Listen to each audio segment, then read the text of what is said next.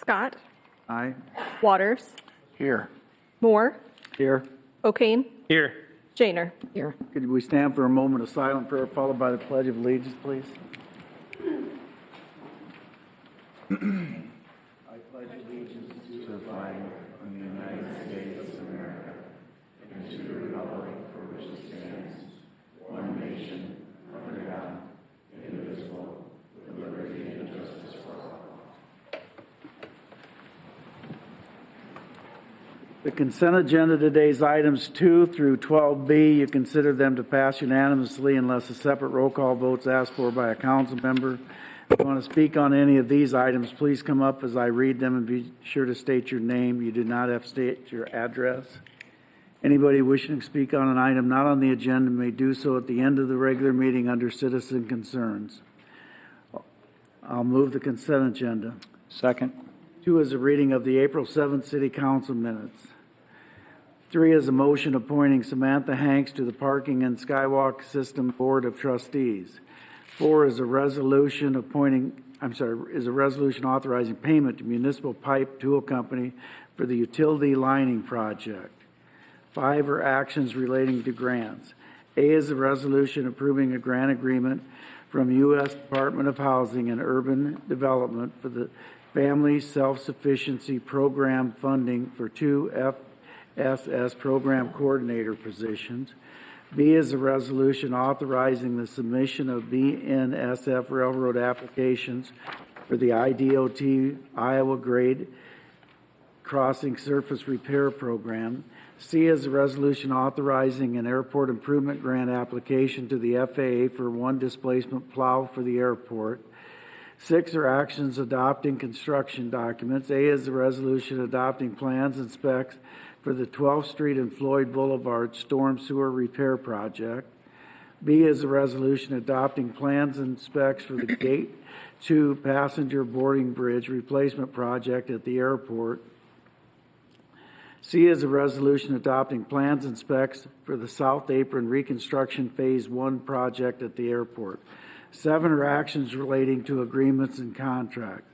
A is a resolution proposing to lease property to IMON Communications to maintain their fiber optics cable in exchange for the city's use of fiber owned by IMON Communications. B is a resolution approving a contract with Bainbridge Construction for the Ingleside Avenue and 14th Street Emergency Repair Project. C is a resolution approving an agreement with IDOT and BNSF Railway Company for a grade crossing surface repair project. D is a resolution approving amendment number 1 to the consulting services agreement with DGR Engineering for the Pearl Street and Railroad Surface Improvements project. E is a resolution approving a modification to the Military Construction Cooperative Agreement with the National Guard Bureau to relocate funding for the runway 1331 and the 185th Apron Reconstruction Project at the airport. F is a resolution approving the memorandum of agreement with the FAA and the Iowa State Historic Preservation Office regarding the proposed removal of the World War II Chapel and Airmen's Housing Project. G is a resolution granting a permit to Fibercon to maintain underground fiber around Ogden Avenue and Pershing. 8 is actions relating to assessments. A is a resolution fixing the amount to be assessed against private property, adopting a levy schedule of assessments for the 2021 sidewalk program. B is a resolution fixing the amount to be assessed against private property, adopting and levying schedule of assessments for the FY 2025 sidewalk snow removal project. C is a resolution fixing the amount to be assessed against private properties, adopting and levying schedule of assessments for the 2021 weed abatement program. D is a resolution fixing the amounts to be assessed against private properties, adopting and levying a schedule of assessments for the April 25th nuisance abatement program. 9, purchasing. A is a resolution canceling the purchase order issued to American Underground for fire hydrants for the utilities field headquarters. I got a question I should have asked earlier. Is it they didn't meet the spec or we wrote the wrong spec? Brad Pitts, Utilities Director, they did not meet the spec when they bid. I think they understood that when the city called them. I just don't think they caught it. D is a resolution awarding a purchase order to Riverside Technologies for firewalls and 5 years of support. 10 are applications for cigarette, tobacco, nicotine, vapor product permits. 11 are applications for alcohol license, and 12 are boards, commission, and committee minutes. Anyone to be heard on any of those items? Mayor, I need to abstain on 10A9 on K&K Quick Corner, conflict of interest.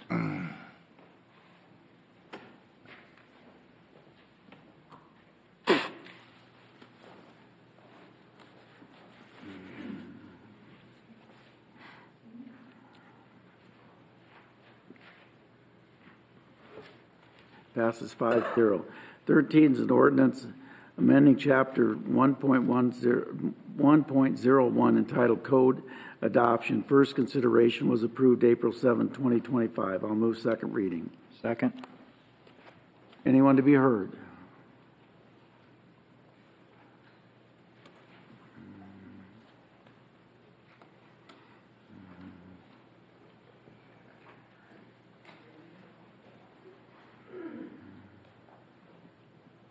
Passes 5-0. Is anybody opposed to waiving the statutory rule? No.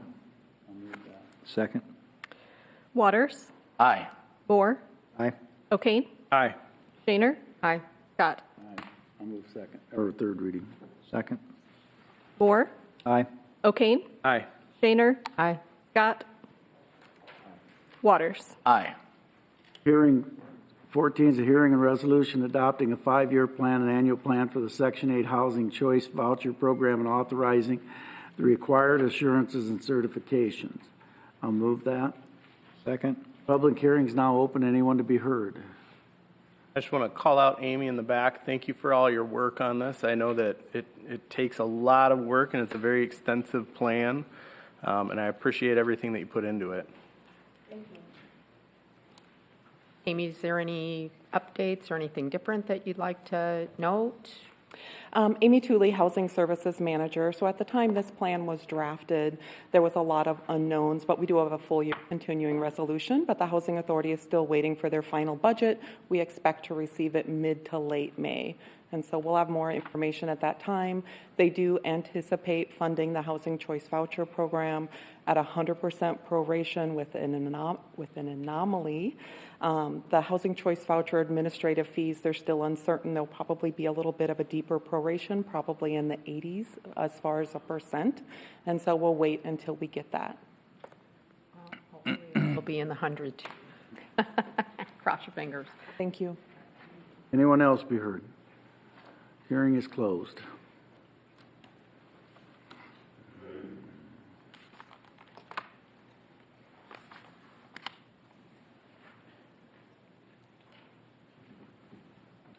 Passes 5-0. This motion 15 says to reduce. We've already reduced. Am I reading that correct? So it's a reconsideration of the reduction, is my understanding. Motion to reconsider the reduction of the Human Rights Department budget in the amount of $140,000. And Mayor, I would, Move that? before it, Did you move that? No. I'll move it. and so before it seconds, I would like to propose an amendment to it. An amendment to adjust that amount. I think you need a second, don't you? Is it a second before or second and then amend? Second, and then you can amend the motion on the floor. I'll second. Okay. I apologize. Somebody second? I did. Julie. Go ahead. And I'd like to make a motion to amend the amount. And if I'm able to get a second, I can explain a little more thoroughly what that amendment would entail and how I arrived at those figures. I did have an extensive, actually a 2-hour meeting with Karen Mackey and Tito Parker, the executive director, as well as the chair of the Human Rights Commission, to discuss potential budget changes, how it would affect their service, what things could be adjusted. The number that we jointly agreed to, and the number that we arrived at, was the total to be added back rather than adding back the $140,000 as was originally moved. we would be moving, adding back a total of $104,520. So I would make that motion. I'll second it.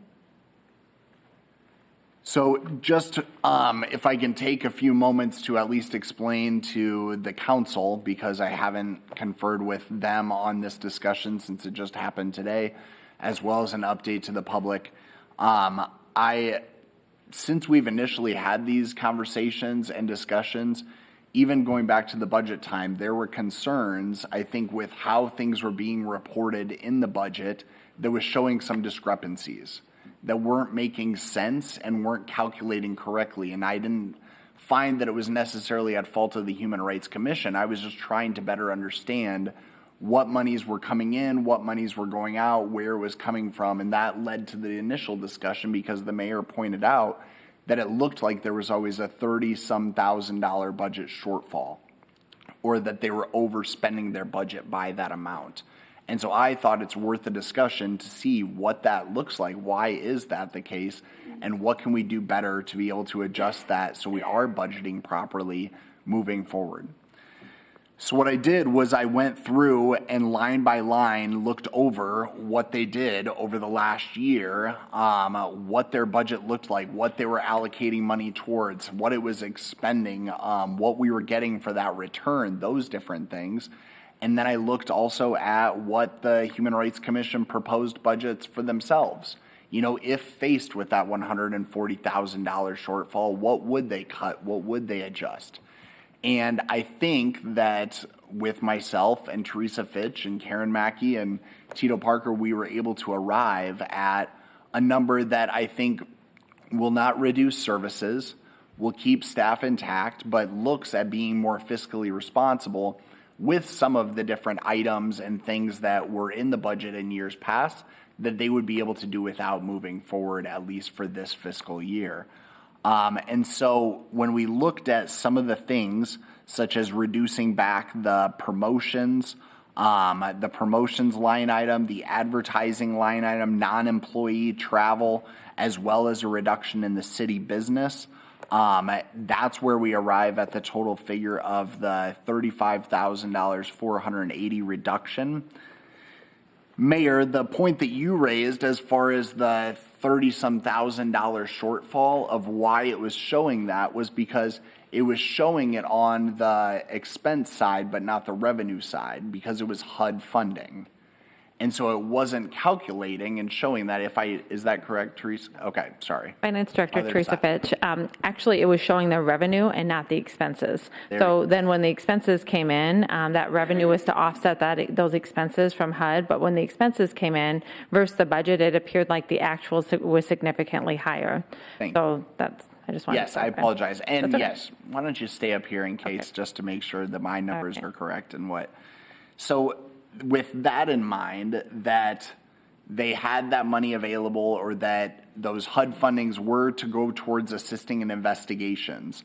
Well, what we would like to see is those dollars being put towards their full-time staff members because it would reduce the tax asking. So it would reduce the amount of putting on their budget for property taxes that all residents would have to pay. And we'd be able to put those dollars that we get to the tune of $36,300. And they've gotten it annually, but as we pointed out in our meeting, who knows what that federal grant funding will look like in the future. But as long as it is coming in, we would like those dollars to be put towards our full-time staff to be able to offset that. And so I had Teresa pull the figure of what that looks like currently, what that fund balance was. And just so council is aware, previously, instead of putting that $36,300 towards our existing staff, they were hiring clerical assistants that were offsetting some of that and working part-time capacity with those HUD funds. So the current balance of that HUD project is actually $96,855.58. Now, Karen and Tito were willing to work with Teresa and I and talk about the adjustment to the clerical assistant position, what that would look like, how they could get through the remainder of the year, and if they were fully staffed, if they would be able to function without those moving forward into the next fiscal year. And they said that they would be willing to look at a reduction for those 2 clerical assistants, reduced down to $15 or 15 hours per week for the remainder of the fiscal year, which would cost roughly $8,990.09. Therefore, if you take that amount out of what's existing for the HUD funding, you'll still have over $85,000 available into the future years that Karen and Tito agreed in future years that will go towards our full-time staffing so that those 3 full-time positions can remain whole. They won't have to take a reduction in hours, a reduction in benefits, or a reduction in salary, which I thought was important to be able to have them adequately performing their service for our community and for our local people that are experiencing these human rights violations. That's what was important. So at least then we are having a reduction, like I said, of over $35,000 going towards different line items that I think we can do without. And then looking at least over $85,000 going back onto utilizing HUD funds so that we won't have to utilize tax asking moving forward from there, which I think is a net gain of quite a bit of money for taxpayers, but also not reducing the services that the Human Rights Commission performs. Would you say that's accurate from our conversation? Yes. So adding that 104,000, was it $520? That will actually add, right now, our assessment per 100,000 is an increase of $42. That's what the budget stands at right now.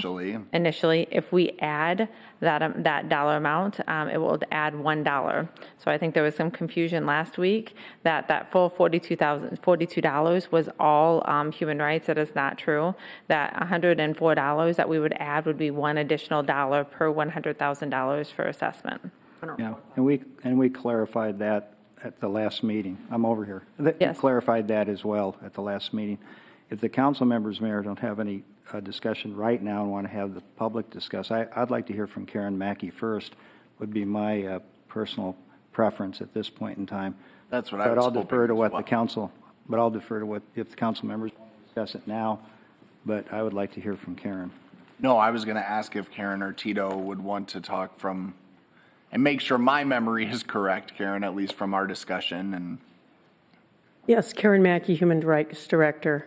We did meet for about 2 hours today, and this is the agreement we came up with to move forward. It's not ideal, but we will make it our best effort to make this work. Karen, to make this work, what do you see, if it's not ideal, what do you see that you would have to make some adjustments to? Or well, I mean, we will see going forward whether we're able to maintain a low backlog as we currently have and continue to be able to investigate cases in real time. If we're not, I'll be back, but this is the what we worked out today for the best for the community and for everyone. And the good news is it would have us at the staffing level that we have had before, just minus those 2 clerical positions, clerical assistants. And I would also reiterate for the public and the council to know as well, I know that Human Rights has been great about working with student interns to assist with the events. We talked about that and some of those different things. And that is still available. They have a balance in that fund of $2,700. And then those funds would be able to be applied for moving forward in the future. I did want to also clarify that the city business in the line item that was proposed to cut was cutting that all when originally proposed by Human Rights said if we have to cut the 140, it will cut everything out of that city business. And largely that was the Faces of Siouxland event. I worked with Karen and emphasized that I believe, at least for myself, and I felt other members of the council, that is an important event. It does showcase our diversity and our culture of our community. And so I chose to leave an adequate amount based off of what those real costs were this year, leave that in the city or the city business budget to be able to cover and work on that event.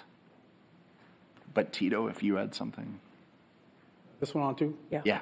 Tito Parker, Sioux City, Iowa, Human Rights Commission Chair. It's like reiterate what Karen said. We met today. It's not ideal. So if you do have some extra dollars you want to throw our way, feel free to do that. But in all seriousness, and that part was serious as well, I can't express this enough that, when you say you're going to do something, do it. We've had some council folks that have done that.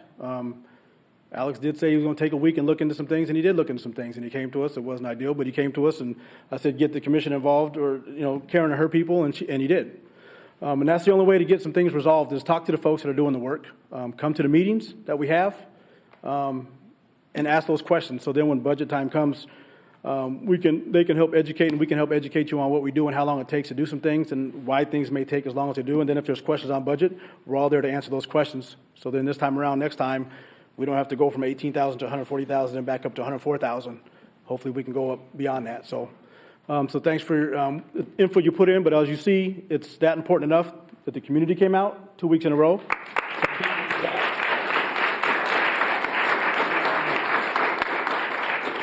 And then when folks keep their word and do what they say they're going to do, things can change for the better. So thanks for taking this week to look into it, and hopefully next time we can look into it sooner so we don't come to this point.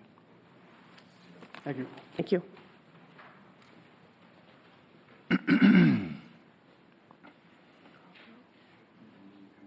One want to be heard. Paul Koskovich. I guess my thought is the fire department got declined for getting another employee, and they took that on the chin and said okay, but these folks have had a good people show up for the past couple weeks. I guess I'm asking now. Now the fire department has no chance to get rally the troops and get them here. I'm totally against raising the tax levy, and now I'm hearing we're going to raise it $1. We are priced out. It is not affordable. So I don't understand how we can wait till the last day now, and now other departments have no chance to come up and, rally their troops and get them here. It's just not right. They should be given an opportunity. I fully believe that if we're going to raise it $1 here, then the fire department gets another employee.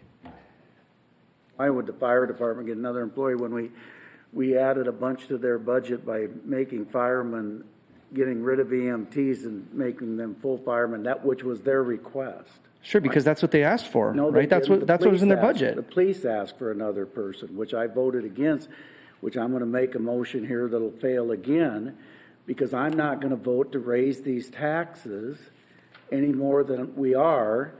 And so something for me has to give, and I know this council's not going to agree with that, but that's the reality for me today. So I'm going to make a motion when we vote on this to cut that police officer out. It's about an equal amount, but it's a police officer. You got one police officer, which for those of you that think I'm against police officers, I voted for 4 of them last year, because one police officer, the chief could argue all day, doesn't do as much as 4 because you can't add one to the shift that way.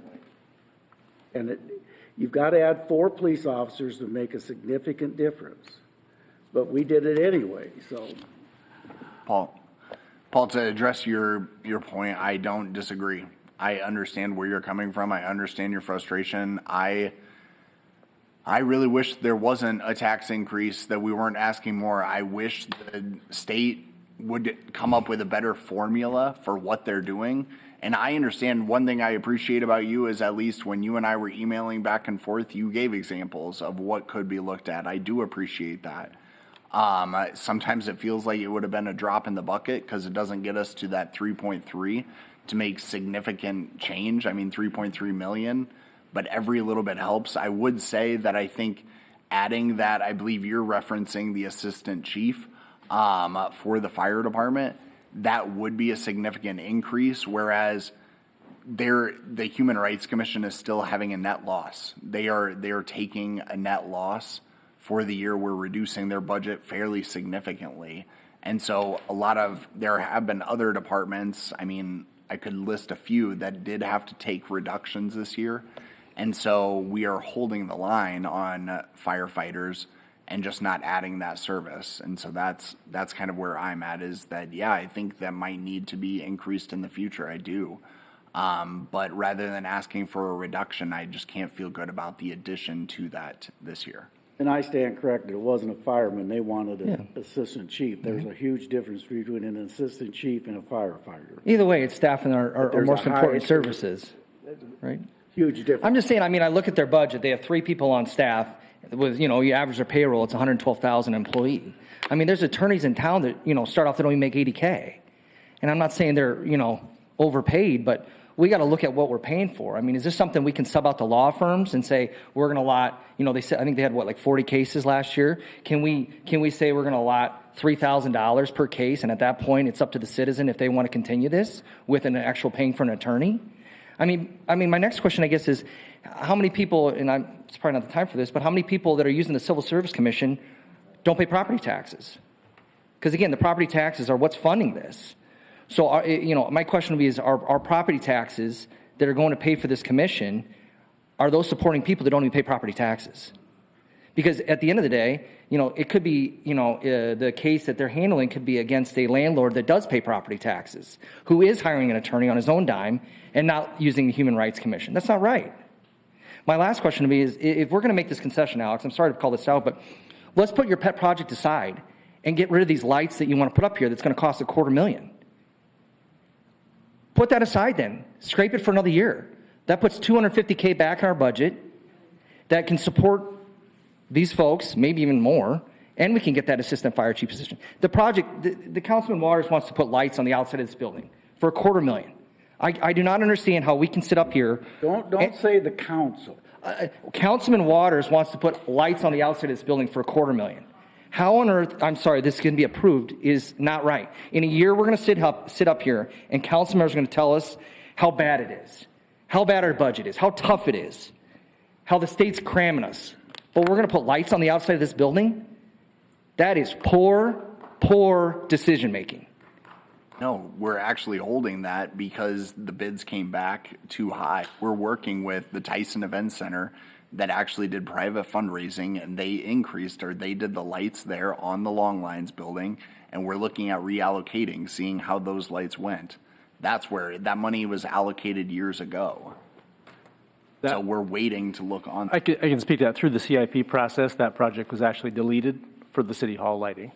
So where do those funds go? It just comes back. So it's not budgeted for then. It comes off of this year's budget. So then do the taxpayers get to see that on the levy? I mean, we just got done saying 100K. We already did because we didn't borrow as much. That's how it works. Because it was a CIP project. If you don't do it, then you don't borrow as much the next year when you take one out. So where does the citizen read this? Because I read all the files. I read all the meetings. I watched them all. I'm just asking, Bob. I watched all the meetings. It's in the book. You can take the book with you. And that was deleted. That his project to put lights on the outside of this building is no longer. Well, come on Saturday mornings when just like I watched them all. I have to work, Bob. I watched the meetings. I understand that, but if you're asking, I'm just telling you, 2 meetings ago, it was on the agenda, or it was talked about, because Alex talked about it at the meeting, and then the very next meeting, the last budget meeting, it was not discussed. So again, I just want to know where I could read or listen that it was omitted. Paul, it is a complex system. If it's not going to be bid or utilized, you don't have to borrow against it for it. It can still be a CIP project, but if we're not looking at completing it, it's not get borrowed against. Therefore, we don't have to have that money available. So when we emailed back and forth, why didn't you just say that? Why didn't you say this project is no longer on the table, it's done? Because I, quite honestly, this was just having last week. A lot of meetings, and I responded to a lot of emails. I did not get to respond to yours. You responded to my email and told me why you think it was a good project. So why didn't you say, Paul, this project is no longer being considered? Paul, your 3 minutes are up. They all have been limited to 3 minutes. You're limited to 3 minutes. Anyone else?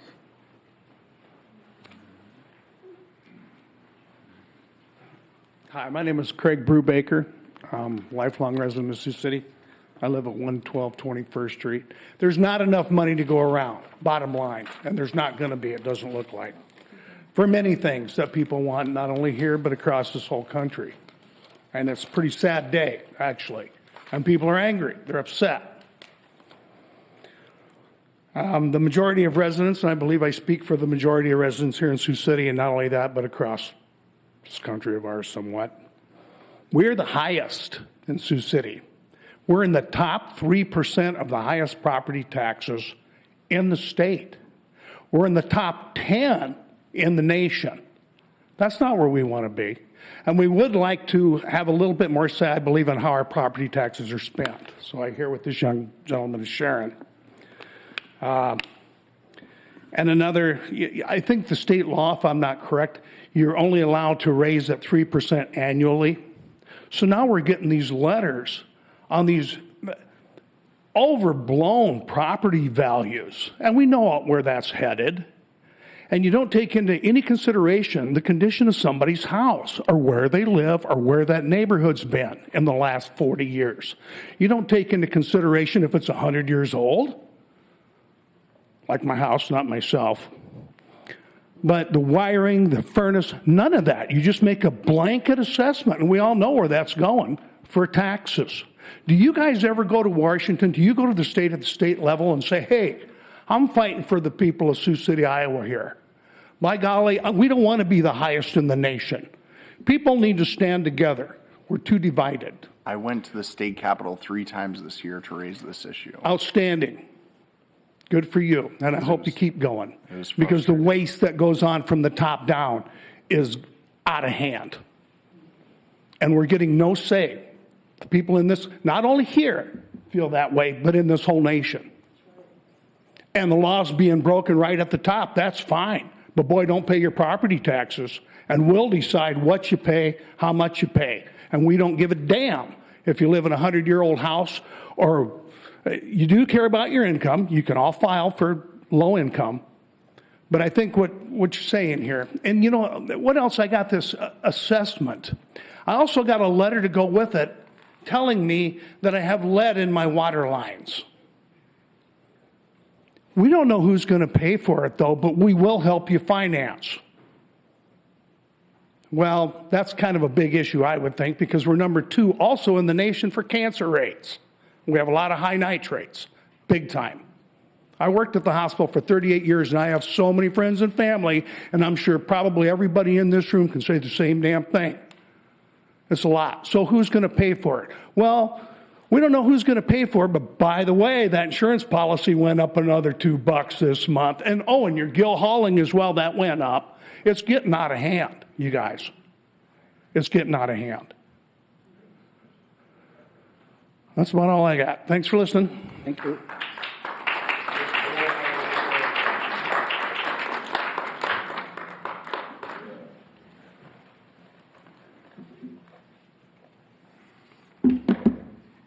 Simhar Gebrkeeden. I want to thank Matthew and Dan for listening to the community originally. The library is officially open. If you wanted to fire someone, this isn't how you do it. There's an ethical, transparent way to make decisions about people's livelihoods. Even the people I don't get along with deserve dignity, respect, and a fair process, something I was never afforded. Now suddenly you care about people's jobs being lost. That compassion was missing when it was me. You silenced me, and that's all good. We'll get to that one day. Meanwhile, while departments like HR, which have consistently fallen short in upholding justice and ethics within the city, remain untouched. Other cities outsource HR and legal services all the time. It saves money and removes internal biases. But here in Sioux City, you keep pouring taxpayer money into outside counsel because of the constant issues in-house. You say internal processes can be trusted, but you're the ones choosing the attorneys with the outcomes in mind. That's not justice, that's manipulation. If we're talking about unnecessary spending, let's talk about the mountains of money y'all have spent hiring lawyers for investigations involving your own leadership. Let's talk about the fact that you're not just losing lawsuits, you're creating them. Real leaders will take accountability. You all, you pass blame and you cut from the people actually doing the work. And let's not forget the audacity to talk about crying budget cuts after you voted to give yourselves raises. Really? How dare you guys sit up there and pretend you're being forced to make hard decisions while padding your own paychecks? Can I get a job like that? Alex, You can roll your eyes all you want, but at the end of the day, you are what you vote. Don't tell us you're being forced. You're choosing every time to cut from the wrong places. Don't get mad at the public holding you accountable. That's your job. You wanted the power, own the responsibility that comes with it, and stop being a baby. Julie, you can stare off into space like nothing's wrong, but girl, we know your face is cracking. Mayor Scott, I'm just so disappointed in you. I thought you stood for something. You had the chance to lead with integrity, but you let us down. If Governor Reynolds can read the room and choose not to run again, surely you three can. And don't think the community doesn't know about the group chats that you guys have all had with council members, the former city manager, and city attorney. That's not just sketchy. That violates Iowa open meeting laws, and you are not above them. Karen and I have a history, and I'm not pretending everything's fine there. But let's be clear, Karen is the only queer and person of color department head, which makes us all look extremely suspicious. Cutting her budget while ignoring deeper issues with the city structure isn't just bad politics, it's deeply concerning. It's inconsistent with the commitments you all made with your strategic plan initiatives. You want to talk about accountability, but you've shown time and time again that you'll go after the most vulnerable programs, not the ones who are really failing the city. You want to make cuts? Start with the dysfunction. Start with your own lack of transparency. Start with the egos in the room, because what you've shown the city is not leadership, it's control. It's retaliation, it's punishment. I hope Karen sues the city, because cutting her budget was never about money, it was personal. Instead of gutting the Human Rights Commission, maybe you should have cut the raw out of your ranks, because at this point, the only thing we're asking for is accountability leaders and who actually serve us. My name is Semhar Gebrekian, and I just have one thing to say. Karen, I'm sorry that this happened to you, and I'm sorry to the staff of the Human Rights Commission. That's all. I'm not talking to y'all.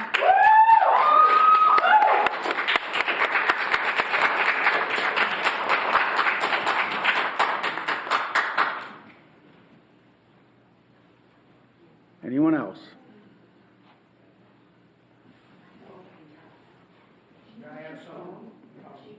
No, you had your 3 minutes, Craig.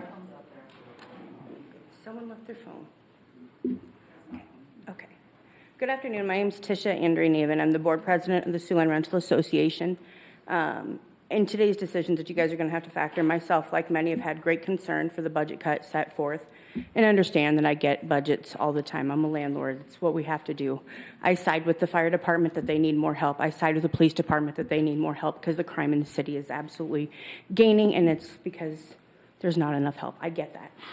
I just would like to add, since the announcement of the budget cut, myself, I work for a nonprofit. Our goal is landlords advocacy education. I teach fair housing. I teach, to be a decent person. Tenants that are in situations have reached out and started calling me, which I've given my word. I'll give it to the city and I'll give it to Karen. If I can help in any way, I absolutely will. I'm not an attorney. I drive a nice, much nicer car if I was. But I'm welcome to help anywhere that I can. I've started getting calls on behalf of tenants in the city that are concerned. Where do they go? Because those metrics of calling and asking questions to the Human Rights Commission aren't metrics. They're not something that you can account for. Yes, you can account for calls through the day, but it doesn't work that way. And I can tell you that I've averaged about 10 hours of my own personal time a week since those announcements have been made. And obviously, the landlords they're calling about are not ones that would belong to my association, because mine are decent ones that want to do the right thing, and I educate and advocate that. I just know that when you take away or add back to, we're going to have to figure out a way to do it. And here's an offer of some of where you guys can do the funding. In a previous meeting, we discussed the inclusion position and HRC, which is great we have, but we don't need both. So you could take away the inclusion position and reabsorb those funds. There's several people that are part-time, but according to the Human Rights website, part-time positions are not eligible for benefits, but there's several people on staff that are part-time and have full-time benefits. Those could be removed and reallocated to the budget. There's plenty of ways that we could be looking at this, and surely it's not the Human Rights Commission. The other thing is you could easily cut 7 to 10% of each department and let everyone else deal with it as you expected the Human Rights Commission to do. I just want to point out that the city posted the multicultural fair, which is one of the best that it's been this year. That doesn't happen without the hard work of the Human Rights Commission. These events bring visitors and people to the city of Sioux City, and when these type of events they support a compassionate community. They stay. Sioux City's not a tourist destination. It's never has been, and it never will be. I'm a meatpacking kid. My grandpa worked at John Morrell for 45 years. That's all it's ever going to be is home. We simply aren't statured to be one. We are a home community. People live here. People thrive here. Families grow here. I've moved away 5 times to bigger cities and always move home. And the reason simply is what aligns with the mission of the Human Rights Commission, community. The other messages delivered by the city sometimes just don't stick. People are important, not new car washes, not overpriced compartment communities that nobody can afford in this community, and not another bar. It's people. Support people. And I just want to add that I know that it's a hard decision, and as a landlord, everything is going up, and our small landlords are going down, being pushed out by the We Buy Houses and stuff. And that's a whole different commission, a whole different meeting I'd like to discuss. But we can also add to the budget by starting to enforce penalties on those who aren't good for our community. That's all I've got to say. Thank you.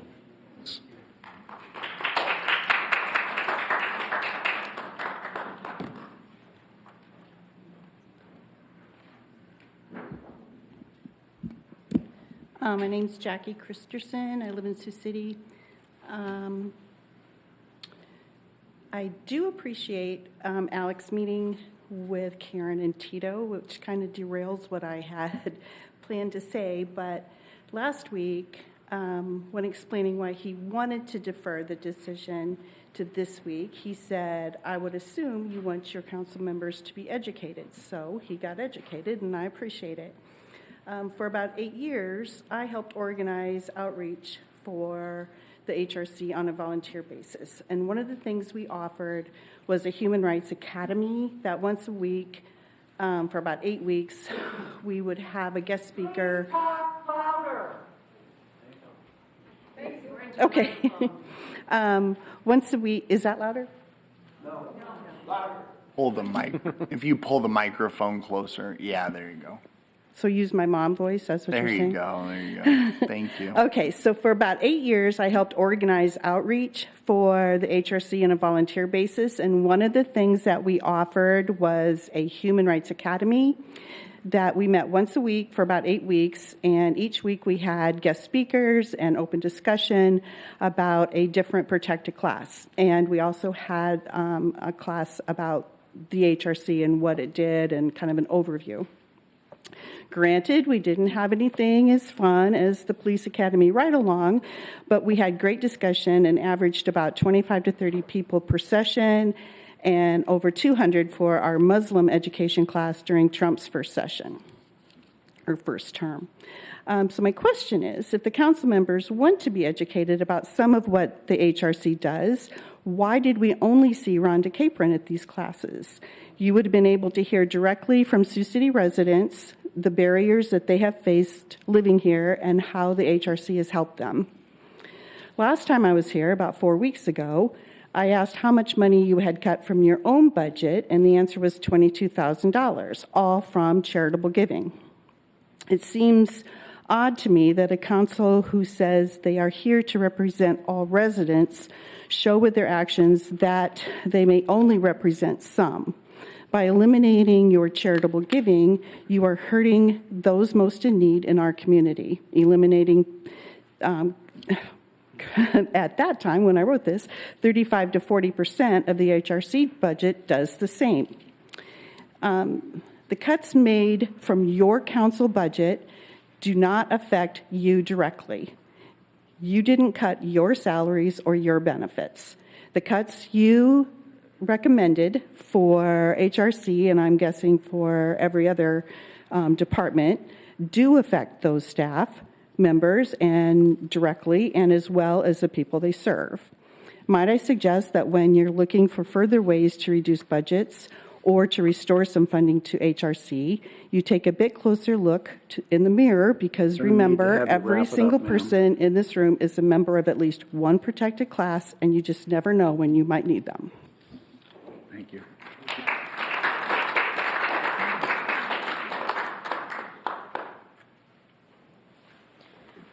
Good afternoon. Thanks for doing this. My name's Linda Santee. I live at 3053 Myrtle Street in Sioux City. A point I wanted to make was that last week the Sioux City Public Museum had their accreditation folk in town. These were two people with national reputations who were doing the every decade or so process to reaccredit the museum. Jim Gilson, who has had a long career in museums, including with the Los Angeles Museum of Natural History, a world-renowned museum, was here on the Sunday that the Multicultural Fair, Faces of Siouxland, happened. And he walked down there as well as going into the museum unannounced to check there, and the museum did well too. But anyway, he said at a community meeting that the museum had put together, he volunteered that never anywhere in any town of any size, of any city, of any size, has he seen an event so reflective of the community. Man's name was James Gilson. His partner was Hillary Olson. And I just thought that was really remarkable that Sioux City got that kind of credit for that event. And so I'd urge you to consider restoring some of the funding. That you've got difficult choices, but if that event could continue, that is getting known around the country. Thank you. Thank you.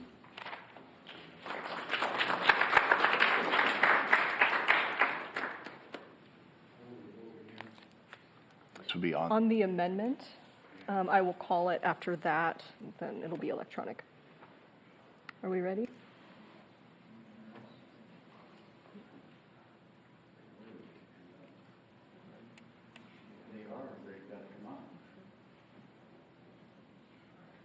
Else? Call the roll. On the amendment, O'Kane.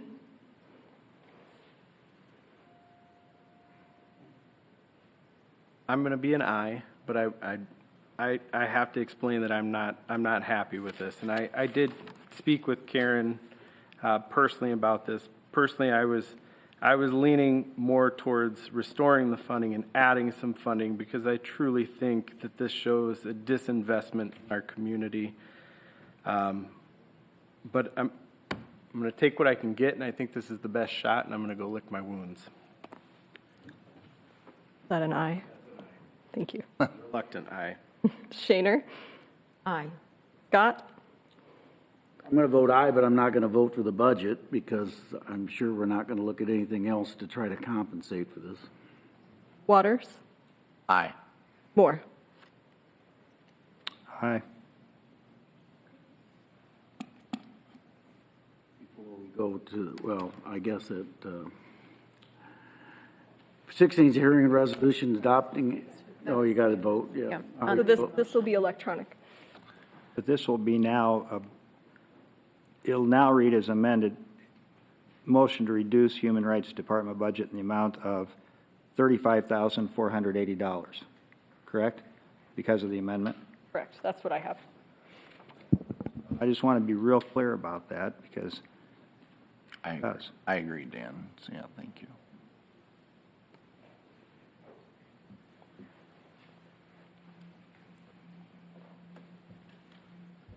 I do want to say before doing electronically, I just want to, I'll just put it this, Matthew, I liked your comments.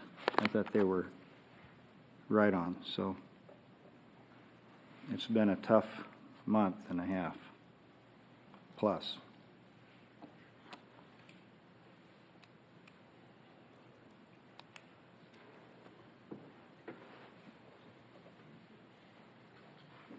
Passes 5-0. Hearing and resolution adopt the annual budget in the fiscal year 2026-2030 capital improvement program, and I'll move that. I'll second it. And I'm sure we can't make motions, change anything. The hearing's open. Can we or not?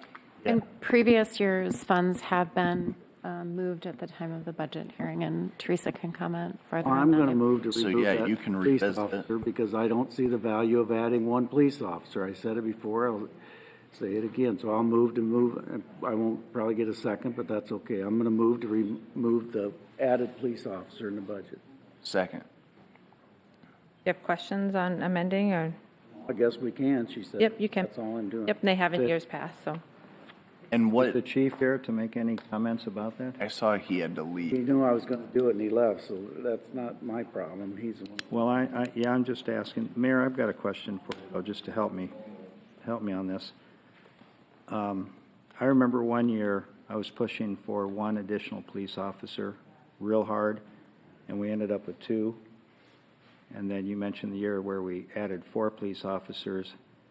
And my question is, and it truly is a question, I don't know the answer to it, is if we don't fund police officers from year to year, we're going to have to do another 4 police officer addition, which is going to put even greater burden on the budget. You're going to be losing police officers with the way things are going at the state.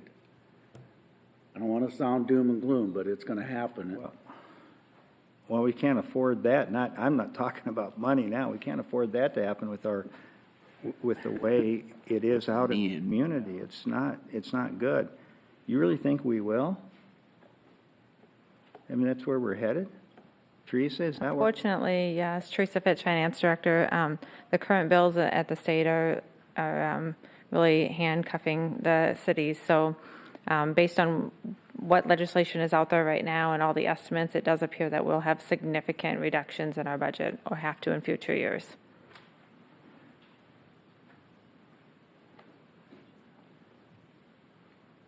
Well, you're not making the rules. No, I know, Mayor. I mean, the good news is our assessments have went up considerably high right now. You'll see that next year. You're good. You're good with the numbers. You're good with the numbers, and I respect you for that. But I'm thinking now I might have more reason we should approve a police officer. I don't know. It just I'm concerned about it, and I understand why you're making the motion. I get that, but I guess I'm probably going to respectfully disagree with you on that one, and that's hope we don't have to pay the price for yes, for what the state does.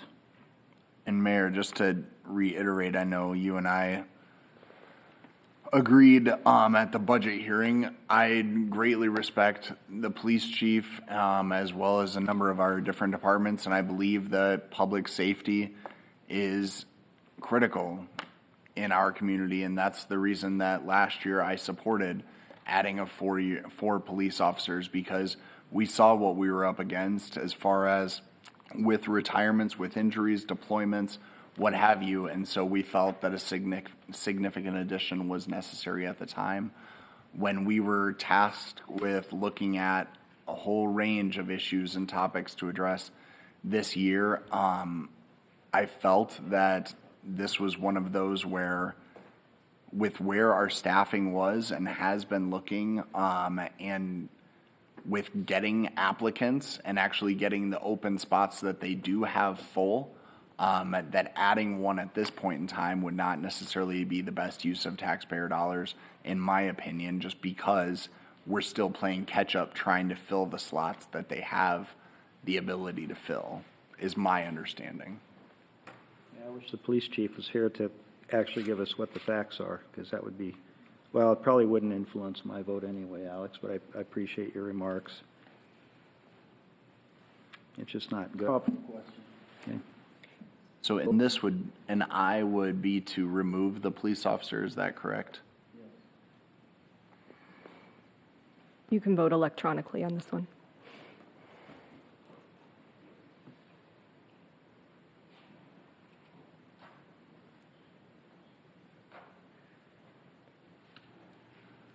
It fails 3-2. Anyone else be heard? When's enough? I mean, we've got $6 million put together, right, for roads this year. Why can't we pull from some of that? We have $3.9 million on a library budget. Okay, we have over $3 million in public transportation. I asked why. I emailed Alex. I said, why can't we raise public transportation? Which someone said here, it's $1.80 to get from the north side to downtown, $3.60 round trip. I mean, everyone knows what an Uber costs. That's cheap. I mean, we're not outpricing people to get them downtown. I mean, we got to start cutting costs and find another option. So what can we do here to bring this levy down? What is being done? I watched the budget meetings, and all I heard was how bad of a year it is, and we're just not making cuts.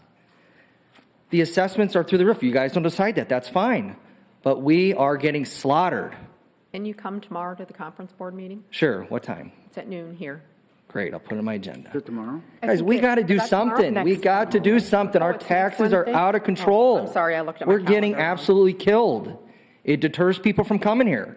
It deters anything here. All we're doing is getting absolutely crushed. Lamar's went down 1%. Sioux Center went up 1%. I realize everyone else in town are in the states going up, but we are the highest. We are a top 10 tax levy in the country. It is ridiculous. And what do we have to show for? Nothing. We are getting smashed by Sioux Center, killed by Yankton, killed by Orange City. Go up to Sioux Center, Orange City. Place is gorgeous. We have nothing like that in Sioux City, Iowa. We are 5 times their size. We are getting crushed. I sent you a sweet article in Council Bluffs. We are bigger than them. I mean, they're light years ahead of us. They're on the same side of the river. They got Big Brother across the river, and they still somehow thrive. Our taxes are out of control, and there's nothing being done. So again, can we please make some changes right now to our budget still to reflect this money going to the Human Rights Commission? I can't believe the police department to get approved. What about the fire department? Again, $6 million in roads we have approved right now. The police did. Cut into that. Cut into that. I guarantee people would care more about the police department than they care about our roads. The police did get approved. Okay, what about the fire department then? Let's talk about them. Again, just because they didn't have their opportunity to come here and get people here, let's consider that. Let's cut out of our roads of $6 million in our roads. Let's put that aside and let's give our firemen another chance. You can't take road use funds and fund police and fire. It doesn't work that way. Well, you guys can work the sales tax. You can work other stuff. There's other ways around it, Bob. Okay, all right. Come on. Council Bluffs has 3 casinos. If you had the revenue that those casinos have spun off the last 20 years to the city of Council Bluffs, that stuff that they're doing down there is that Iowa West, the gambling armored. It's not the city of Council Bluffs doing some of that, Paul, and you know that. All right, so what's Sioux Center and Orange City have, Bob? All right, you're 3 minutes. Not all of the expense that a large city has. Oh, come on, man. It's scale. It's scale, Alex. Right? Smaller is less expenses, less firemen, less police, less everything, right? It's scale. What is being considered to lower our levy? I call for the question. So disappointing. The public hearing is closed. I did want to make one last adjustment or one amendment to the budget. Reopen the hearing's open, still open. Go ahead. So one thing that I wanted to bring up or just discuss, and Teresa, if you can please help me understand of what could be done. I know that there was the conversation about the Perry Creek Library closing. We had an extensive discussion about that at budget wrap-up of what that would look like, what closing that and moving to a vending style would change. I understand that the library has signed a year lease. They were looking at signing a 2-year lease. We basically said to the library director, look, we think that there's not the patronage at that branch that would warrant being able to have that be open. And so we asked them to use this next year to look into options of what we could offer for our citizens in that community. And she's doing that, or that's what my understanding. When I talked to her, yes, she was pursuing her idea of the vending machine and looking into that. They did sign a year lease.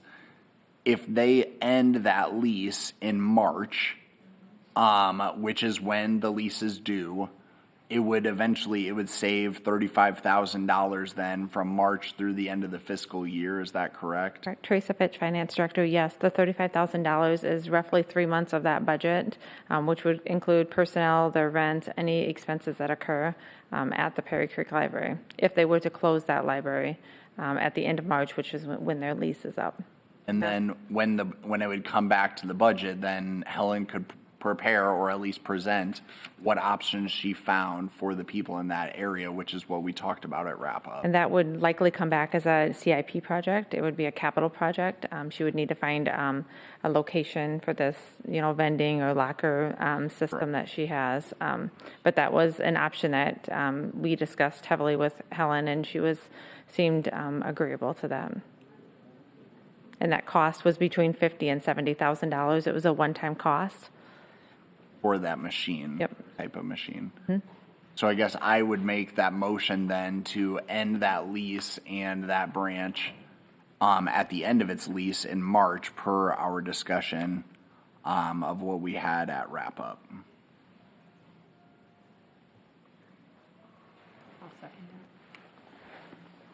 You want to, can you specify that we would reduce the budget for that last 3 years, or is that what you want to do? Correct. I want to end that lease and that branch at the time the lease is up in March.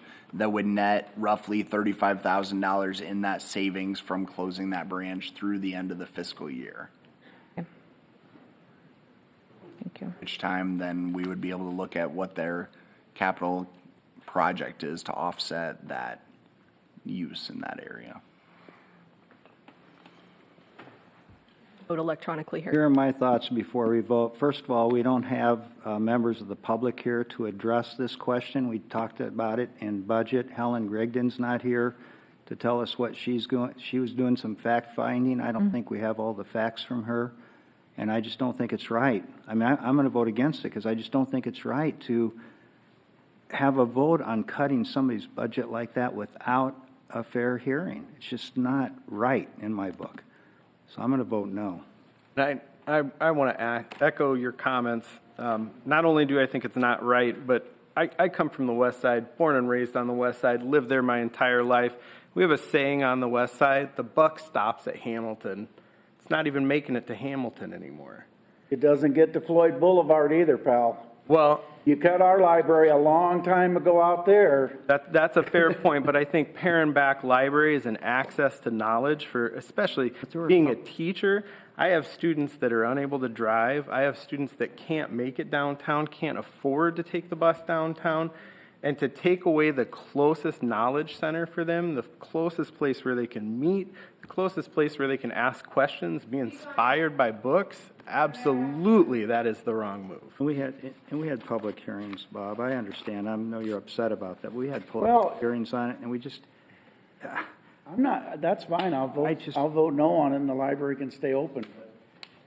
When a department head comes and says this is something we can do, and we don't take their advice. I was going to say the department head was the one that said this was an option because she said there weren't enough people going there. So I mean, if your point is correct, and you have kids that need to use that and want to use that library, if that's important to them, we're going to be watching the patronage or how many people are using that because she said that she was planning on taking that step because she knew the budget. It was more her suggestion than ours. Where is she? It's just not the right thing for her. I'll shut up. It's just not right. No, I appreciate your foresight, Mr. Moore, because you did make the comment last week that, I mean, that we don't want this to just go off the rails. I'm concerned that that's I know, but you guys only want to talk about the deals you want to talk about, and the rest of it's not supposed to be talked about. And I got to tell you, that's not fair. It isn't. You guys only want to talk about the Human Rights Commission, and that's it. But yet we got to talk about that, but we can't talk about anything else. That just doesn't seem right to me. So, but I'll vote to keep the library open. What the heck is $35,000? But they better come with a plan, because the next time that a department head says they can cut something, guess what? And the rest of you don't vote for it. You're not very serious about really looking into making changes in the budget. You're not. I agree with you, Mayor. I agree with you on that point. We will. We'll look at it. We'll look like I we do looked wish at Helen several was here things that because we had she for did budget. bring that up. So now what's this vote going to be? That's fine. It can die. I mean, it can die to the Somebody next conversation. seconded it, I think. I did. There was a second. Yeah, you got to vote yes or no on whether Just on the library only? Yeah. This So we is can- just the amendment for the library. Correct. So we can vote no and have the discussion at another time. I'm fine. I just wanted to suggest it. Everybody votes no. Hearing is closed. Now on the regular budget. How are we voting for that? Electronically?